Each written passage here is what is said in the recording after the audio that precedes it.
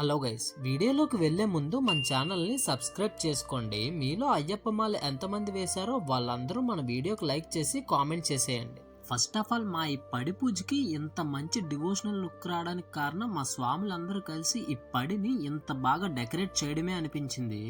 ఆ డెకరేషన్ వల్లే చూసిన వాళ్ళందరిలో ఒక వైబ్ అయితే క్రియేట్ అయిపోయింది. అండ్ చుట్టుపక్కల ఉన్న అన్ని ప్లేసెస్ నుంచి గురుస్వాములు ఇక్కడికి వచ్చి ఈ పూజకి మరింత వైబ్ క్రియేట్ చేసేసారు. అలా వచ్చిన గురుస్వాములు ఎటువంటి భేదాలు లేకుండా కన్యస్వాములతో కలిసి మంచి మంచి పాటలు పాడుతూ వాళ్ళ గ్రేస్ తో భజనలు చేస్తూ ఆ శబరిమల కొండల్లో ఉన్న అయ్యప్పని ఈ పడికి వచ్చేలా ఎలా కొలిచారో చూసేయండి.